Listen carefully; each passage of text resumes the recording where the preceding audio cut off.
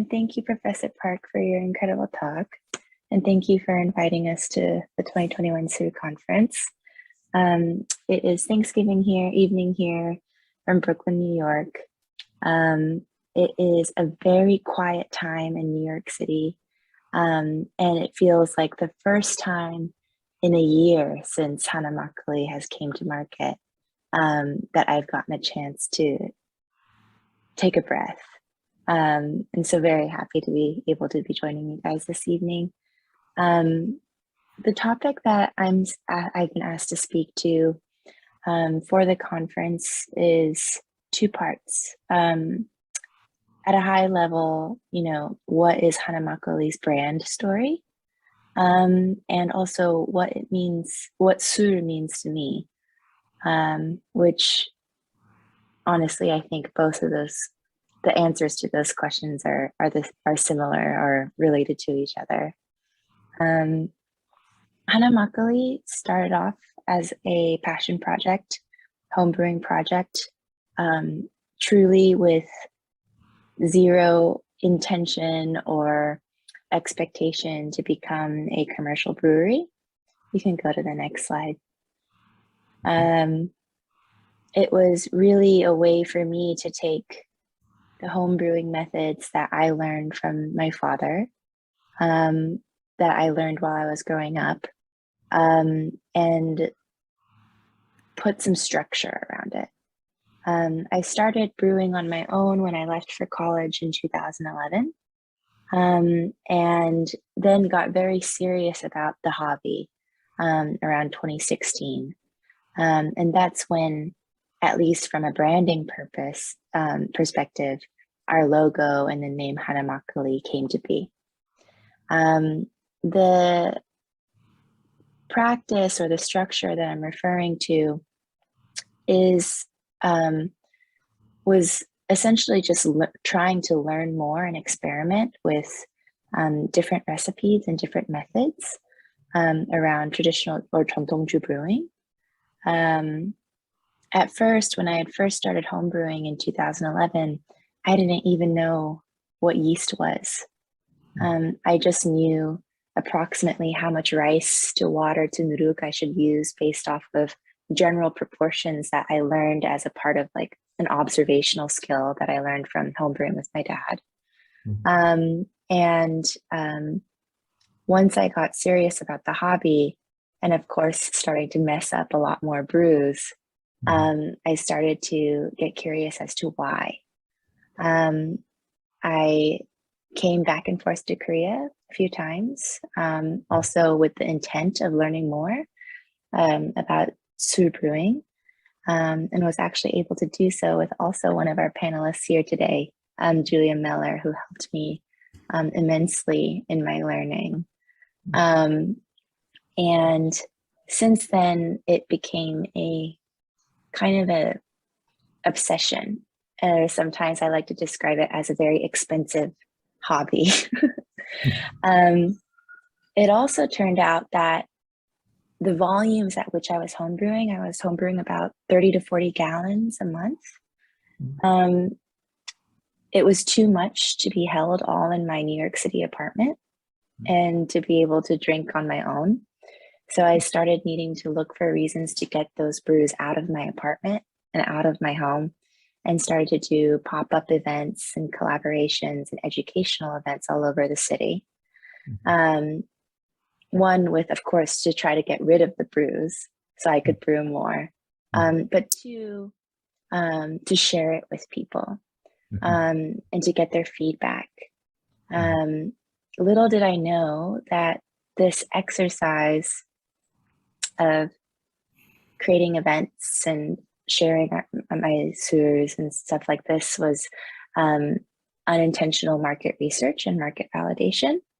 And I started getting a sense that, okay, in terms of timing, in terms of consumer interest, the interest is there, right? And this was back in 2016, 2017. So a little, 4 or 5 years ago. But even then, we started to see a plateau in craft beer, or in the growth of craft beer. And it was, I think, personally, because people were starting to get interested in more or looking for something other than another IPA. People were looking into or interested in natural wines. They're starting to drink more natural wines. And overall, the maturity of the consumer's understanding of sakes, which is the more common rice-based wine or rice-based alcoholic beverage, at least here in the US, the maturity of their understanding of this category of alcohols was increasing and advancing. So somewhere between these three worlds, I saw an opportunity for Suul. And for me, it was really important that this opportunity was grounded on 전통주, or traditional Korean Suul. And like Professor Park said, at the heart of that definition is the use of nuruk, or the use of mixed cultures and wild species of microbes. And that's what I found so beautiful in Suul to start with. And that's what I was hoping to share. If you could go to the next slide.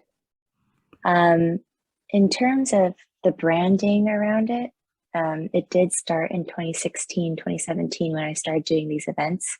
Again, it wasn't with the intention of turning it into a commercial brewery, but rather a personal preference. I didn't want to put something out there without nice packaging. But I was very lucky that the logo that we had designed back when I was homebrewing is something that still resonated and continues to resonate in the market today. And I wanted to take a moment and talk about that. Like I mentioned before, when it came to homebrewing, at least when I was learning from my dad and what I was interested in learning afterwards individually, was the practice of 전통주, which generally speaking produces stronger, bolder, more complex flavors and ferments. And this was the style that I loved and leaned into as a brewer myself. The logo, which is here, it's the red logo. It's also at the bottom right of the presentation. Initially, I was just trying to think about, okay, visually, if the flavor of my homebrews was to be a person, what kind of person would that be? And ultimately, I was brewing at maybe like somewhere between 16 and 18% ABV back then. I thought it should be strong and bold, and really capture that strength and grounded nature of the Suul, and that fire. But then, of course, the question came up of, well, okay, if this person is bold and strong, what else is there to them? Who would that person be? And the next kind of decision that I made was like, well, of course it has to be a woman. One, because I'm a woman, but two, and more importantly, it's out of respect and as an homage to all the women that really established and advanced Korean brewing methodologies historically, right? Because Suul brewing was a domestic practice historically. So it is out of respect for them. Lastly, just certain visual aspects of it that kind of start going into the way we approach our branding and the way we approach our marketing, is that her body is shaped like a ongi, or a hangari, the traditional Korean fermentation vessels, and her head is a hiut for Hana, or an abstract hiut for Hana. And I think outside of course, the marketability and visual appeal of the logo, which of course is very important from a commercial perspective. I think the thing that is really special about her is that there's so many aspects to her story, right? It has a traditional grounding. It has a literal grounding in terms of the connection to the flavor profile. And there's a storytelling aspect to her and a personality that you kind of identify or you associate with her. And I think that from a branding perspective, especially as we enter this era of Suul, certainly in Korea, having a resurgence, and there being an increasing number of players in the commercial markets, that of course the commercial viability of any given product is important, but two, it's the intention, right? And I think the thing that people in the last year, that since we've launched, that people have been really drawn to us by, is that there's so much more to us than just trying to sell a product, right? And there's so much more to her than just trying to sell a product. In terms of the brand, and also not just the brand, but our culture at the Hana Makgeolli Brewery, the philosophy behind our brewing, there's essentially one main pillar, which is authenticity. And I think the branding and our messaging and our storytelling to this date has really spoken to that. If you can go to the next slide. The reason why this is also important is because, again, like, it's not just about selling bottles of any of our core wines or anything that new that we've come out with. It's all Hana Makgeolli and its foundational principles and the things that we operate with on a regular basis is towards a main mission. And that main mission has been from day one, prior to even Hana Makgeolli becoming a commercial venture, was to show the breadth and depth of the Suul category to a new market, which is the US market. Not only is there so much variety in terms of the types of grains that you use, or the or what flavorings might be added to it, but there's so much variety that's driven specifically by nuruk, right? And that's the most fascinating thing. Depending on your nuruk and depending on your recipe and the decisions that the brewer makes at every single step of the way, you can create such a range of different types of Suul and different types of makgeolli, from sweet and acidic to dry and bitter. As we all know and are all familiar with, and I'm sure is the reason why we all are here today, is that Suul is such a wonderful thing to drink. It takes you on a journey that I would say not many ferments can come close to in terms of flavor profile and complexity. And that's why it's so beautiful. And at least here in the US, the general consumer had no access to this, especially because of the lack or restrictions of exports from Korea, of at least 전통주, not just the conventional commercial makgeollis. And this lacking was in particular very concerning, because of the rise in interest in people's interest in Korean food and Korean gastronomy, not just in big metropolitan cities like New York and LA, but all over the US. And it would be a shame if there was not higher quality Suul to match that interest. Another part of our mission is to educate consumers on traditional Korean brewing methodologies. So really diving deep into and not being afraid of explaining the very complex thing that is nuruk, right? And the very complex thing that is 술, then 전통주, then 탁주, then 청주, then 약주, then Makgeolli, and what are all the differences? We try to explain the terminologies, explain the methods, explain the microbial makeup of the nuruk at every opportunity we can with the consumer, whether they're interested or not. And it's kind of a pain in the butt, but we think it's really, really important. And all of this is really with the intention of helping to establish the Suul category in the US for the long term.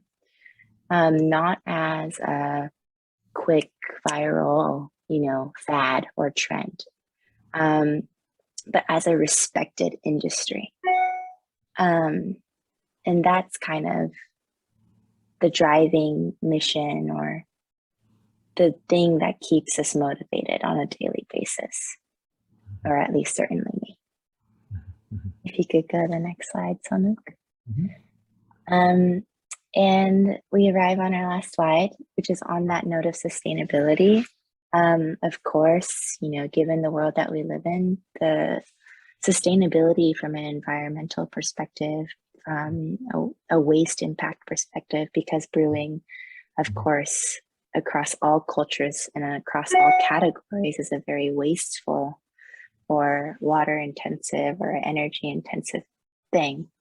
Of course, that is important, but for us, I really wanted to focus on its sustainability, of course, matters from that perspective, but I feel like the food industry, at least globally, is at this hitting point of, or at this crux of, well, every move that we collectively make will determine whether the food category will be here for the long run.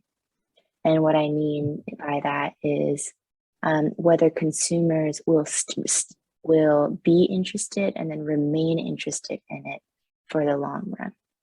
And that, of course, directly impacts our ability to develop sustainable practices around brewing and advanced brewing practices that are more friendly for the environment and friendly for us. In my opinion, sustainability for the industry or the category is comprised of three main parts, and it's very high level. Of course, we can talk about this for hours, but at the heart of it all, it's education, a diversity of players, and high quality products. So on the note of education, like I was saying before, cultural accuracy, terminological accuracy, and transparent education to the customer is first and foremost the most important thing when establishing something new, right? Not everyone will want to listen, but I truly think that we are in this unique time where consumers are more aware, more sensitive, and more willing to learn. And we as commercial brewers, as educators, as industry colleagues have, I genuinely believe, a responsibility to emphasize and re-emphasize and repeat and reiterate the history, the methods, the terms that comprises the food industry. And the reason for this is because if we want there to be consumer interest beyond just something that is cute and milky and funky, right? To go beyond that and to get consumers to ask questions like, well, how is nuruk different from koji and yeast, right? Or what does the use of unpolished rice do to the brewing process versus polished rice, right? Asking more significant and important questions leads to more in-depth conversations, and in the long term, a better educated consumer base for us to thrive on. Second is the diversity of players. Currently, Hana Makgeolli is the only brewery domestically in the US, and we're the first to be making tofu, meaning using only rice and nuruk specifically. We don't use any other commercial applications of yeast or commercial applications of enzymes, no sorbates, no sulfites, no other stabilizers, nothing that's lab grown. And, you know, it's exciting to be the first, but it is also lonely. And, you know, we've had a few incredible, you know, what's the word, path makers, pioneers ahead of us, a handful of pioneers and players that are producers here based in the US prior to us, which unfortunately all of them have kind of stopped their operations for different reasons. But I know that there is such a small but mighty community of brewers and Suul brewers out there, not just you in the US, but all over the world, that are passionate about the subject and love Korean food and love Korean culture. And it really is up to us, and not everyone has to become a commercial brewery. And trust me, like sometimes I wouldn't recommend it because it's really hard.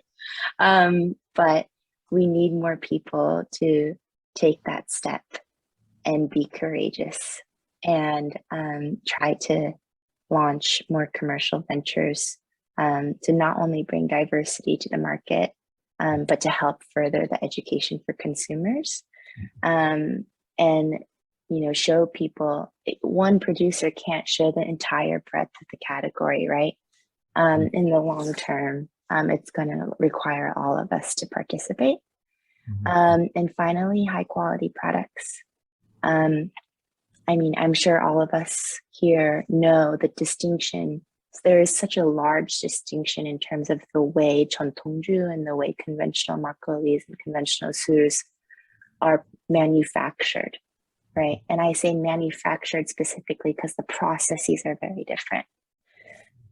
Not to say that one is better than the other, however, right?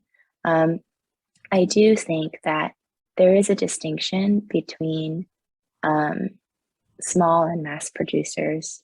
Small producers do not have the luxury of being able to buy huge quantities of raw ingredients and have dedicated research and development arms dedicated to finding, you know, isolating a very specific yeast or, you know, modifying their own starters and things like this.